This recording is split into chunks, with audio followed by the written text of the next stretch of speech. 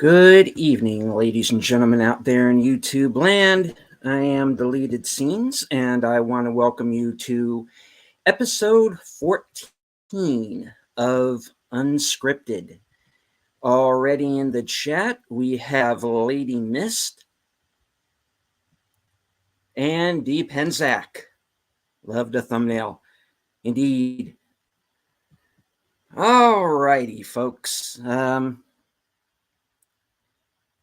Just to say up front, this is not a show that I wanted to do because this is essentially me breaking up with a franchise and a fandom. And I'm going to explain why. 14 already nice. Yes. Yes. Hey, as long as people are watching, I'm going to continue to do these shows. Now, I am going to be bringing up some things tonight that I have brought up before in other shows. Some concerns, worries, fears that I had, not just from a fandom speaking from the woke side of things, but also from the people who claim to be our friends, who are not. And people who would very much like to throw shade at other people because they feel that they can. And like I said, I have brought this up before, previously on other shows. And D. Penzak is saying, did you sign a prenup prior to this divorce? LOL. I wish I had. Truly, I wish I had. Now, I have been a lifelong fan of the Star Wars films.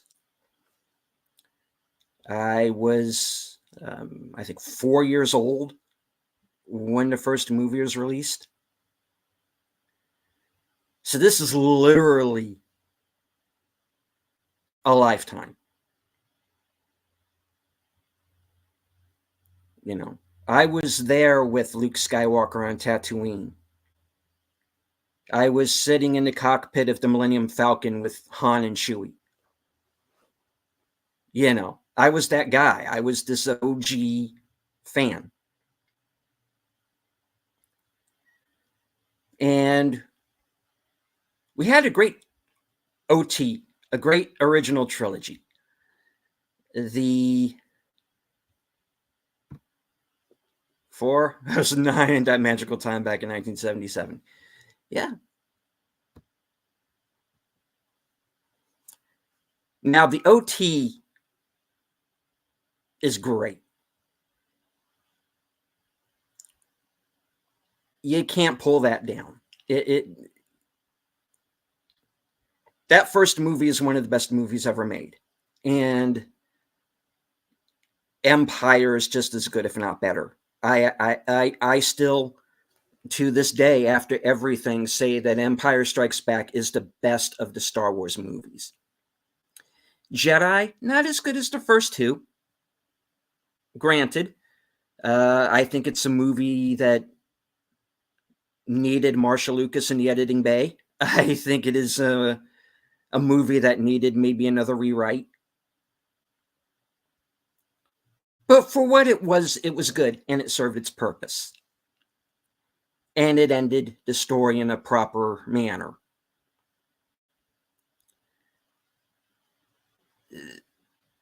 Now, the prequel trilogy, granted, not as good. I don't think it's awful. I think that there are truly stretches of those movies that do work.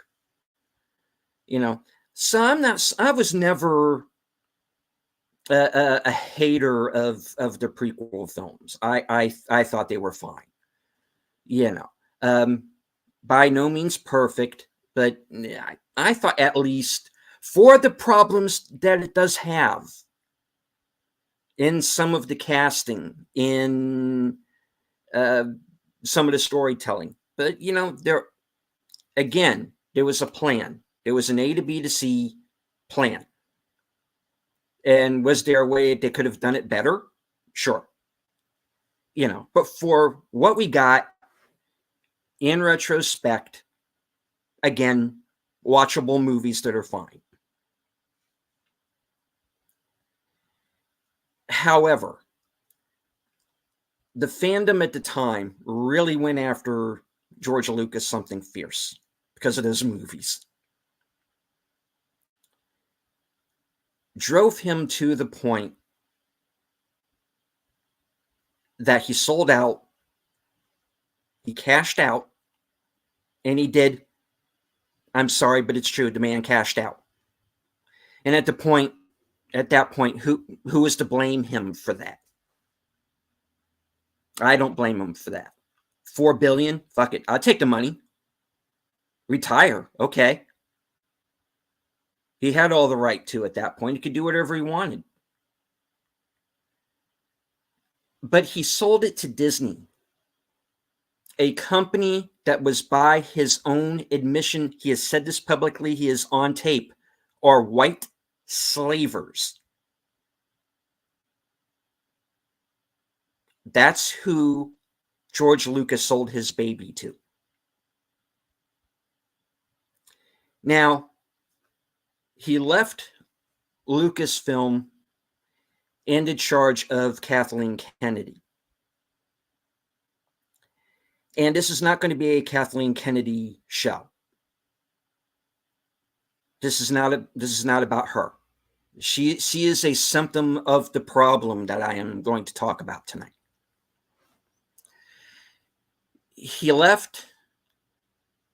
George Lucas left Lucasfilm in the hands of Kathleen Kennedy. And maybe at that time, he thought it was a good idea.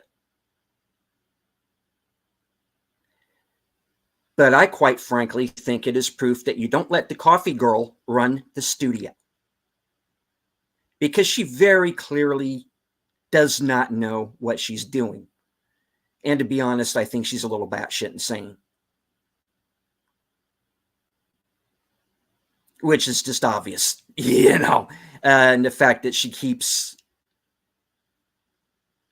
announcing these upcoming films, and we listen to the synopsis of these films, and they are just as bad, if not worse, than the previous one.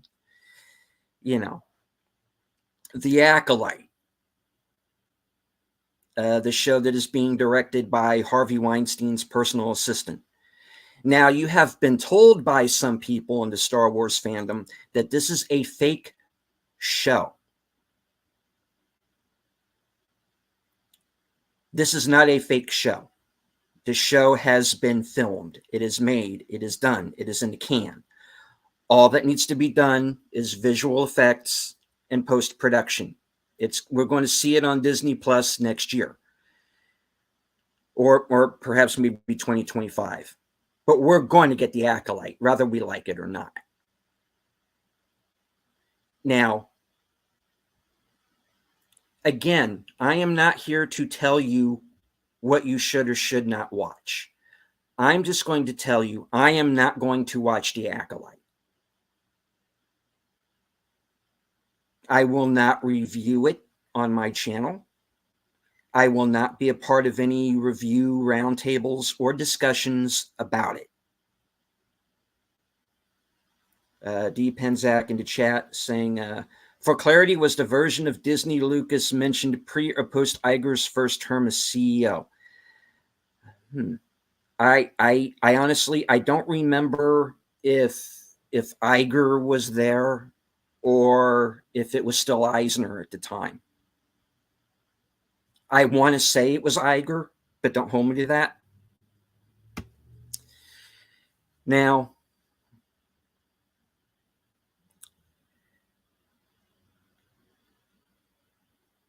Kathleen Kennedy took Star Wars into this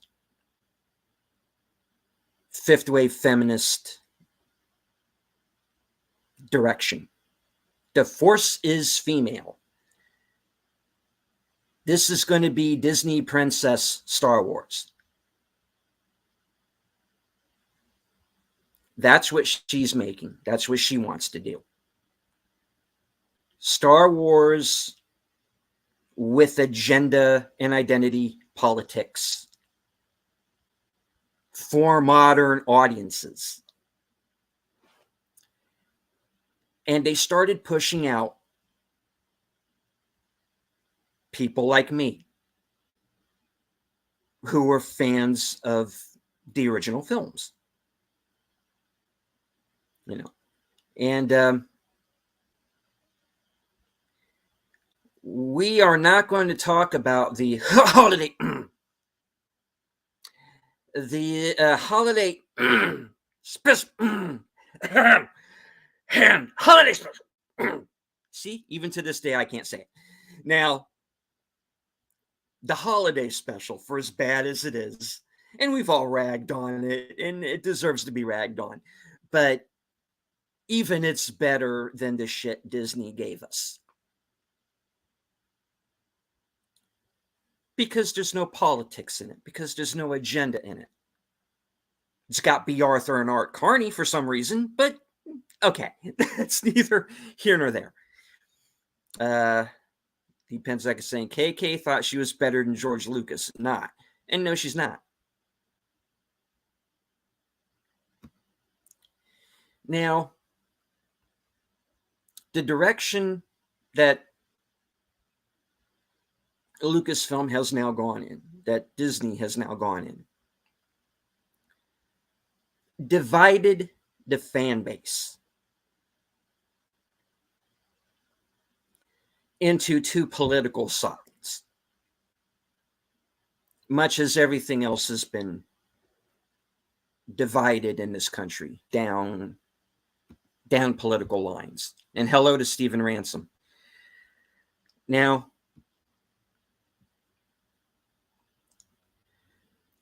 the side that leans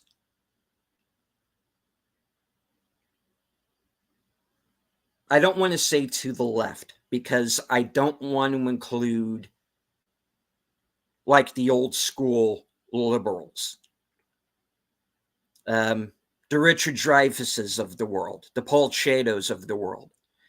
I call those guys old school liberals. They're not down with this woke stuff because they can't do what they do. Now I'm going to go on a sidebar for a second. About a year and a half ago, I was on a live stream with the son of a very well-known Hollywood actor. I'm not going to say who it was because I don't want to dox him, but his father is one of these, what I would call old school liberals, you know. And he said that his father said to him, he's not down with the woke thing because he cannot do what he does being afraid to piss somebody off. And he's absolutely right. Richard Dreyfuss is absolutely fucking right. It makes him sick. It makes me sick.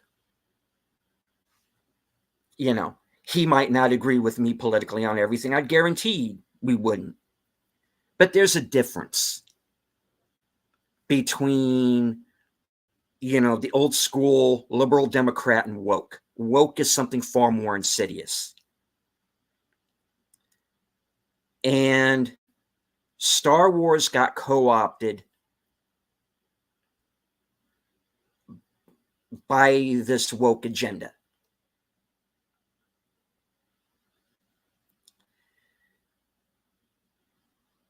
And they went after the other side of the fandom, the side of the fandom that I found myself on. I found myself, even in enjoying Star Wars, I had to, for whatever reason, pick a side. And based on, a lot of the crap that they were throwing our way. And hello, Jedi Bill. He's saying he can't hear me. Is anybody else having trouble hearing me?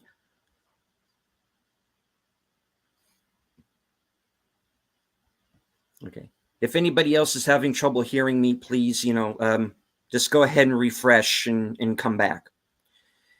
Now,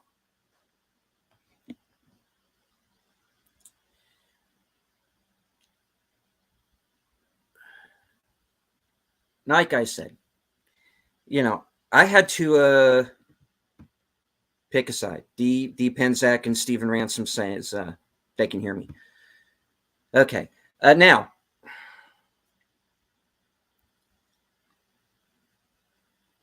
we didn't like Jedi Bill can hear me now. Okay, good. Now, we weren't happy with the sequel trilogy, our side of the fandom. All right, I don't want to say it that way. I'll for the sake of argument, I'll say my side of the fandom. Now, my side of the fandom did not like the sequel trilogy. It didn't like the character assassination. It didn't like the agenda politics that was shoehorned into it. It didn't like what Rian Johnson did in general with Last Jedi. And that's perfectly fine. We had a right to our opinion. But the other side of the fandom that was for this garbage, and the Raylo types, started throwing ist and phobe and Yahtzee at us.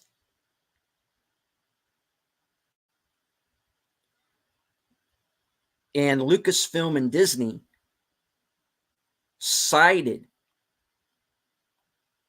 with that group, with those people.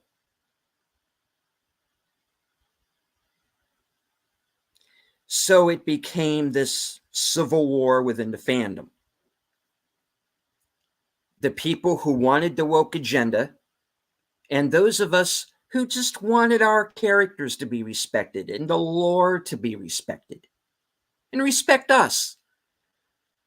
Because we are the ones that made this franchise popular for over 40 fucking years.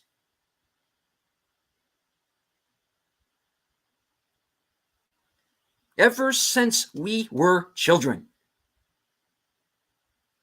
we were playing with little Luke Skywalker action figures and Darth Vader action figures. And we wanted our own Millennium Falcon. And those things are like hundreds of dollars now. Good luck finding one. But that was it. That was all we wanted. We just wanted the old style storytelling back.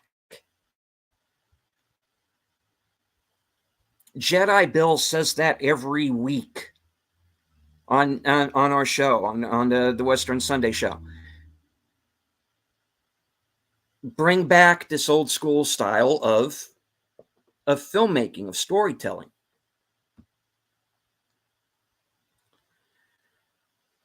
Now,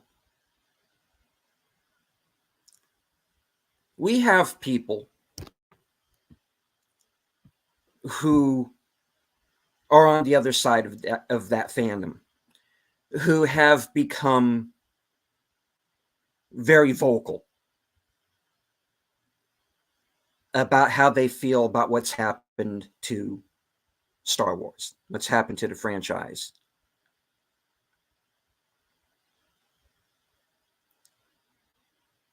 And for a very long time, I was pretty much in lockstep with those people.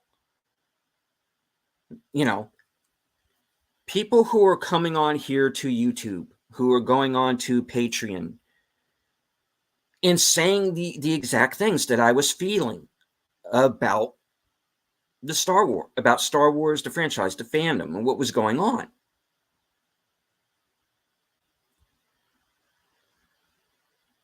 So I go into chats and talk to these people, and I give people money per month to keep their Patreon pages up, because I wanted to hear their opinion. I wanted to hear their quote unquote inside knowledge. Now, in recent months, there have been people on my side of the fandom who I believe have gotten to the point of being abusive.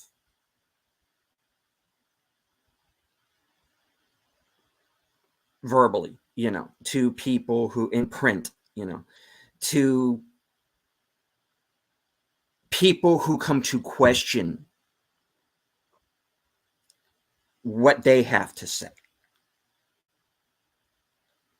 While you have the other side calling us, ists and phobes and Yahtzees, you now have this other side of the fandom, who are throwing around black pill,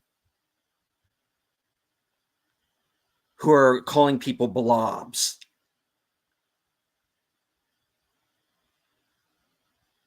Don't watch these particular YouTube channels, because they're not telling you what we're telling you. You have to listen to me now. And I'm like, what? No, wait a minute, hold the phone. We can't do that, because that's what our opposition is doing. This is part of what I've talked about in other episodes. We cannot have this circular firing squad mentality. We can't be woke going the other direction. This is Star Wars, not Pure Flix. Come on, let's get it together.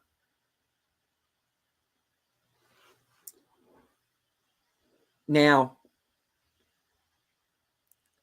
when people started coming out and saying, okay, The Acolyte is a fake show. How is it a fake show? There's footage.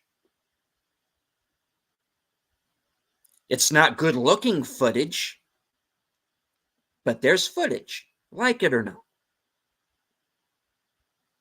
There's Carrie Ann Moss with lightsaber in hand doing battle.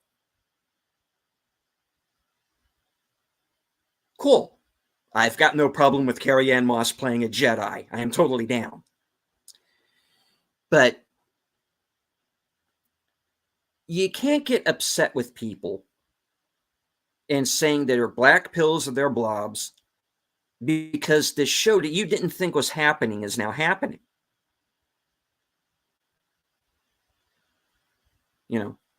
The Rey movie.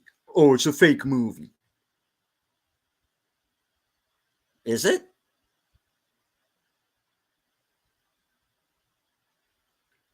Damon Lindelof wrote a script. Stephen Knight wrote a script. It's not going to be good, but it's not fake. It's being done. Unless somebody comes to their, finally grows some sanity and puts a stop to it. It's going to happen.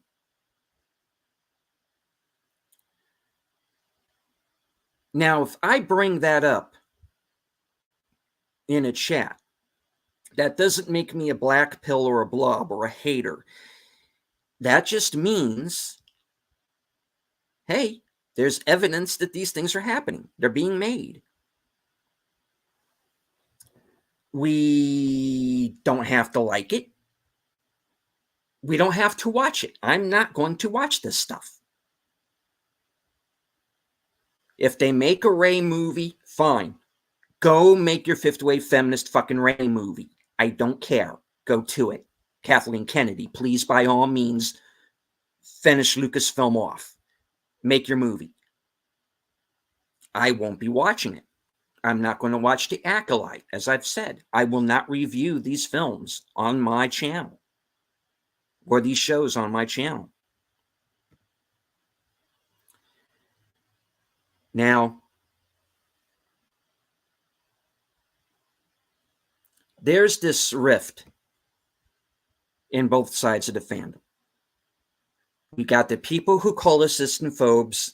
We've got people on what is supposed to be our side of the fandom, the people who claim to be speaking for us, who throw out Black Pill, who throw out Blob. Now, I was on, earlier this week, I was on the Patreon page of someone that we all know. I'm not going to say who, but we know who has a Patreon page that I'm a fan of, that is very informative and very up to date, and doesn't just talk about Star Wars, talks about other subjects as well.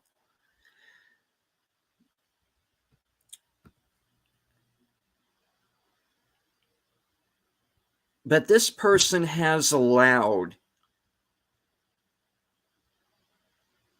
his Patreon page to degenerate into name calling, into this whose side are you really on bullshit. You know, who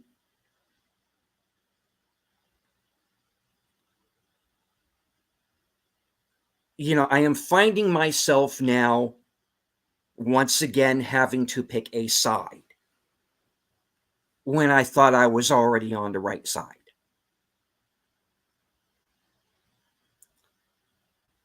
And I'm now finding myself being kind of a man without a country.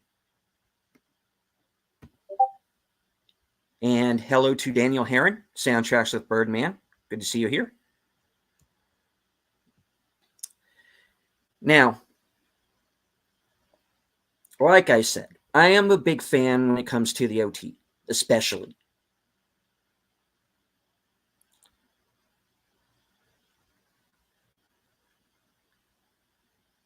There is the Filoni-verse, as I call it, which is the Clone Wars, Rebels, and all that, which is Dave Filoni's attempt to usurp the EU and make up his own thing. It just is. I'm sorry, but that's how I feel about it. And then you have what Disney has been doing, and those two things have now come together. Because Jon Favreau is out, people. I'm telling you right now. He ain't coming back.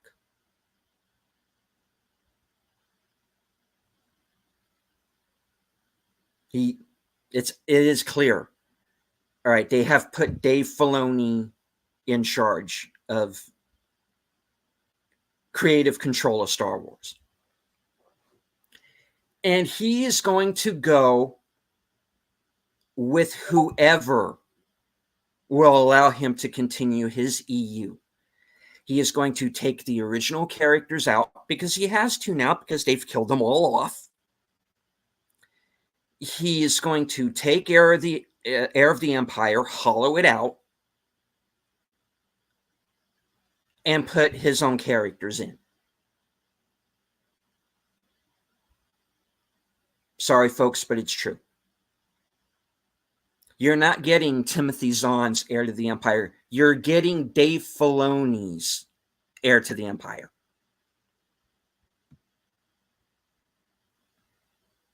And I'm getting to that, Stephen. Now,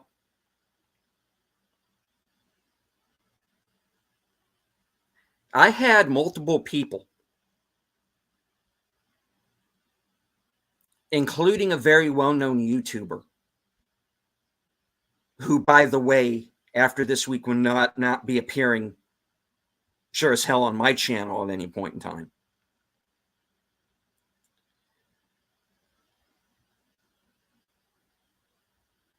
Basically telling me in no uncertain terms that I could take my OT and shove it. Because you're a black pill and you're a blob and you're not on our side. I just want good filmmaking. I just want good stories. I want the original characters to be elevated back to, I want them to be back on the pedestal they deserve to be on. And I'm already being called Iston-phobes by people over here. I don't need to be called black pill and blob by these people over here. So now I have to decide. Now that I am taking it from both sides of the fandom, just because I want things to be as good as they were when I was a kid. Because I want those storytelling tropes back, because they work, because I want something that doesn't have an agenda from the right or the left in it. Just make a good story. Simple as that.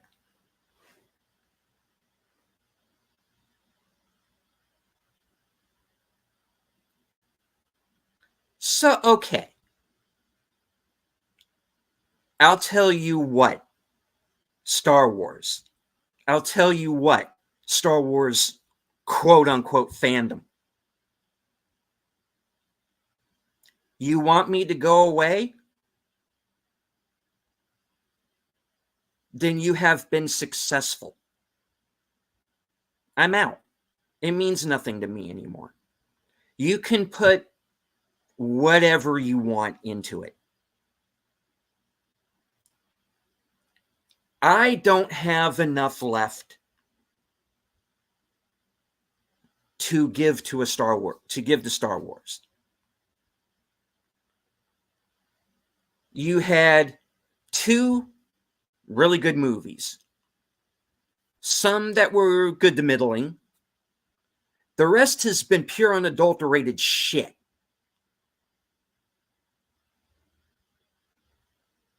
Disrespectful to the fandom. Disrespectful to the characters. This stuff is garbage. And they think that we're going to rubber stamp it because it says Star Wars on it. Well, I'm here to tell you, I am getting off the train.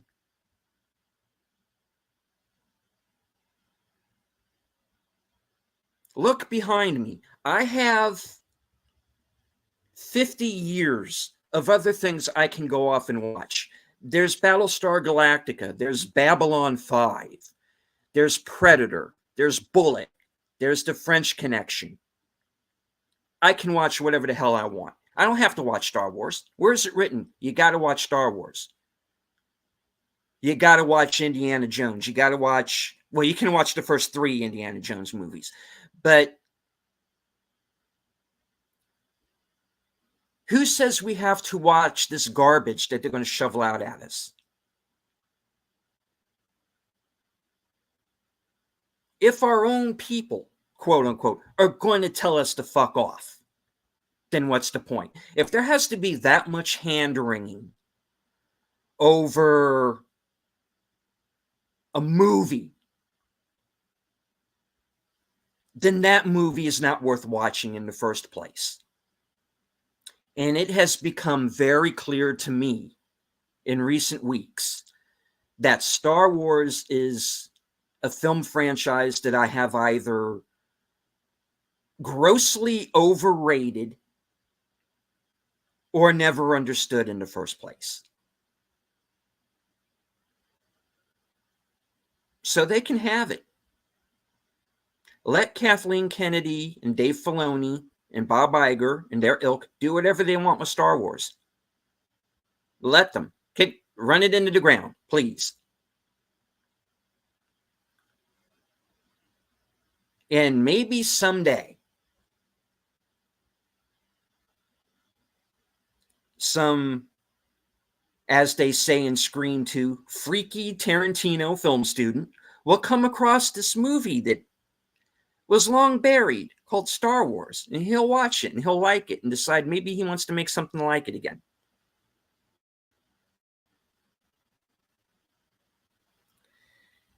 Now, that may not happen in my lifetime, but maybe it will.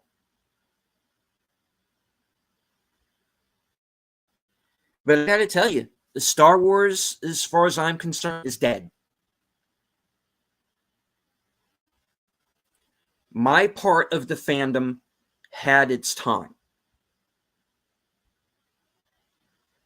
They don't want us anymore.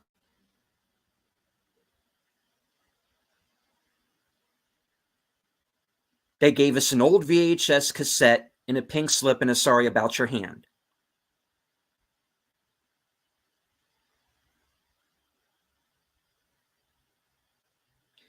Now,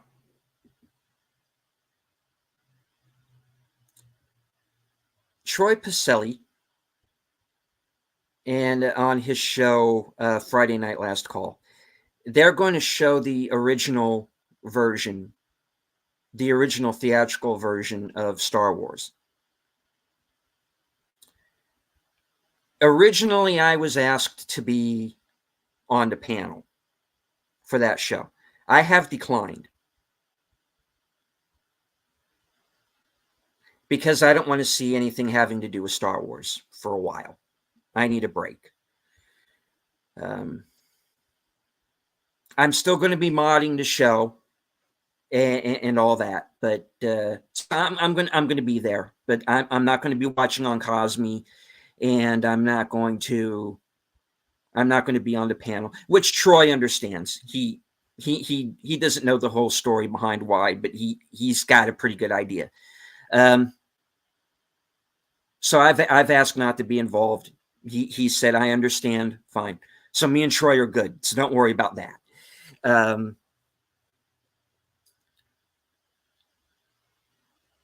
But I am going to consider any video on YouTube that has to do with Star Wars. It's going to be clickbait, and I'm going to bypass it. And hello and happy birthday to Aged Boomer.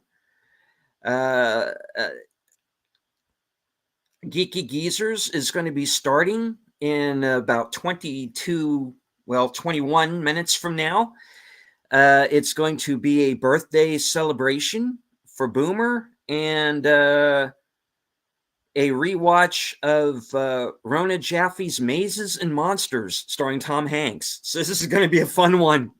It's going to be kind of an unusual show, but it's going to be a good one. But like I said, any videos about Star Wars for the last week, I've just been bypassing them. I think they're just clickbait now. It's running around in circles. Star Wars is dead. The powers that be that make Star Wars do not want the old school fandom involved. And I've just decided to get out of it. It is an abusive relationship. As Eric July would say to crack smokers, and that's how I see Star Wars now. And I'm getting off the train. I'm not dancing with Mr. Brownstone anymore. I am done. If we're going to take insults from both sides, of the fandom, then there's just no point in going any further with it. Anything, and hello, Sherry, and anything that Lucasfilm, Disney, or Marvel has to put out, we know what it's going to be. It's going to be the agenda politics. It's going to be the identity politics. It's going to be, we're queer coding this. It's going to be whatever, Same could be said about Indiana Jones. And I'm not going to go see Indy 5 either. And that's it. I did not leave Star Wars. Star Wars left me. Star Wars told me to get out. So I'm getting out. Because what's the point of being in this abusive relationship? And that's what I feel like it is.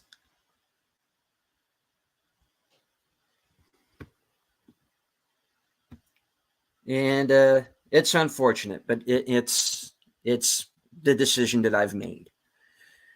And the Star Wars that I knew died in 2005, maybe even in 1983. So in the reverse of the What's on My Shelf segment, you might see that my shelf is a little more bare than usual, because I've taken down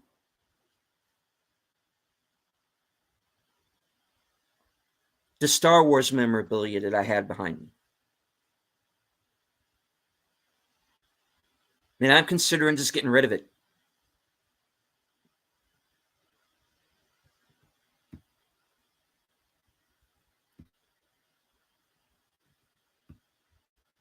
Died in 2012. You could say that too. I mean, we can disagree on when it really died, but I don't know how else to say it than to say it. The Star Wars that we knew, that we grew up on, it is gone.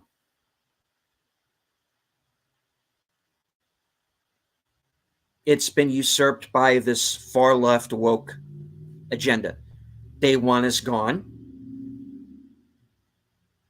They've gotten our side of the fandom to begin to turn on us.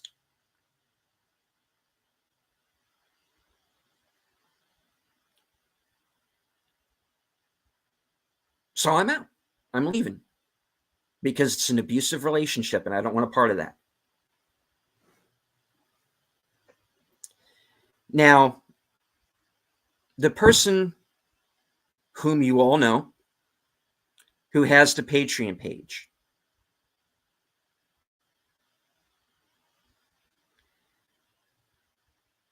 he's apologized for letting things get out of control behind the scenes. And for that, I have accepted that apology, but I'm still moving on.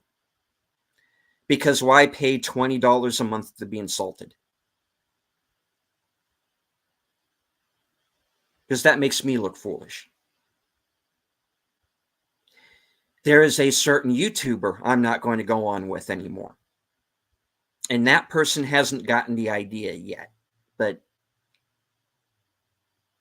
they will if we ever have any kind of a quote-unquote face-to-face conversation. And this show is not about going after other YouTubers. I have said that. I won't do it. But sometimes, sometimes you just got to break up. Sometimes it doesn't always work out. And sometimes you got to get a divorce.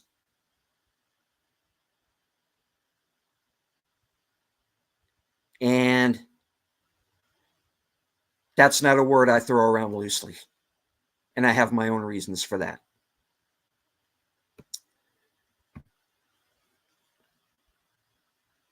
But I am divorcing Star Wars. I'm divorcing the Star Wars fandom. And I'm going to embrace other things. I'm going to go and seek out other things. I can live without Star Wars in my life. It was good while it lasted.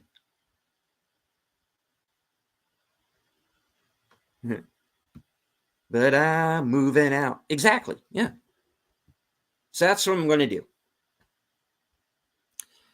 Now, okay, I know this one was this rant was a bit of an angry one, and if I had done this show on Tuesday, you would have seen me far more upset. But I've had the week to calm down a little bit. But that's all there is to it. I can't. I'm not recommending Star Wars, anything Star Wars related to anybody. I'm not going to watch anything Star Wars related if I can help it. It's just that's it. I'm not dealing with Marvel. I'm not watching Indy 5. That's it.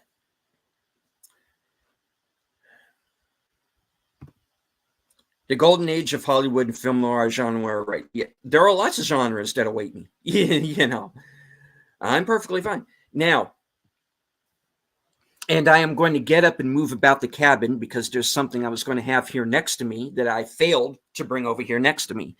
And this is going to be my on the shelf segment for the evening. Real fans, clear the air. Yeah. And in honor of the passing at the age of 90 of the late, great Rick Dalton, my pick for this week is Quentin Tarantino's Once Upon a Time in Hollywood. One of my favorite movies of all time. Should have been Best Picture. As you can see, I have the 4K. There's the back.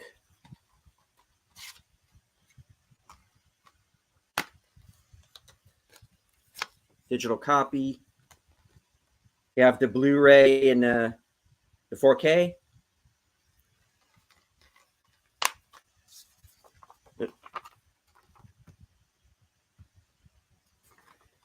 All right.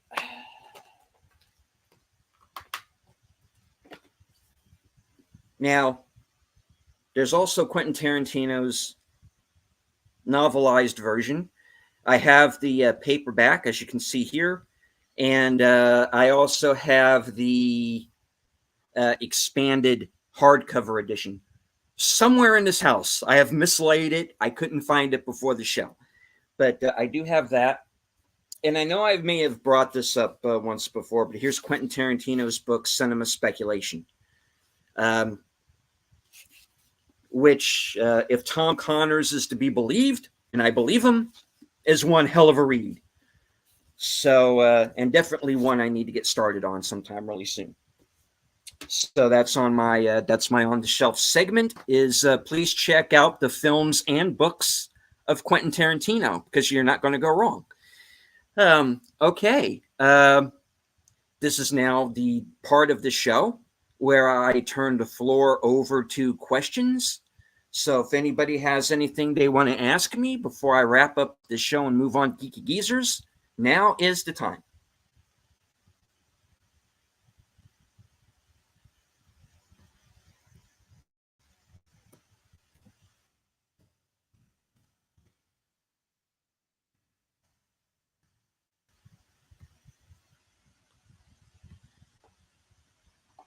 And also drink them if you got them.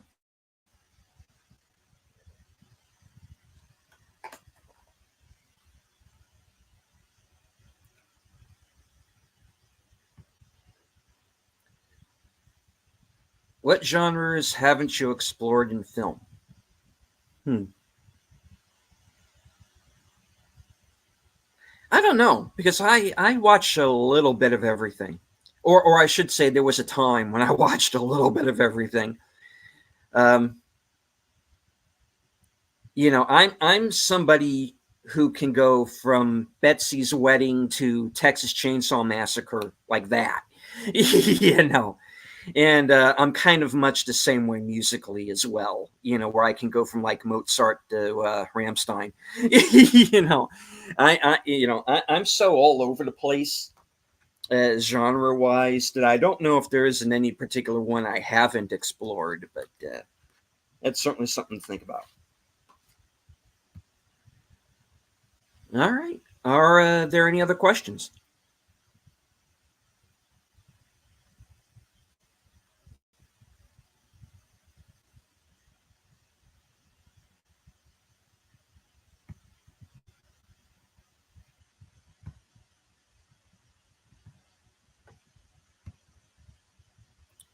Okay.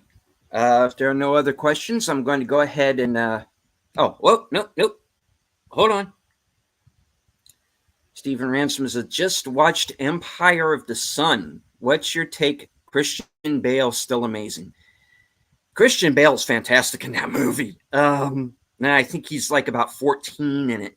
Now, people might not remember, Christian Bale was like a kid actor. He was a child actor.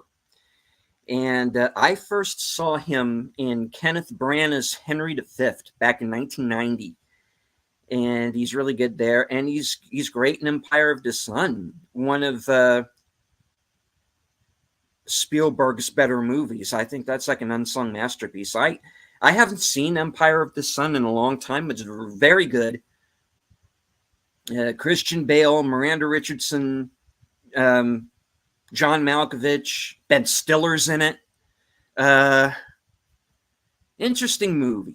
And it's also available for free on here on YouTube if you haven't seen it, and if you don't have a copy.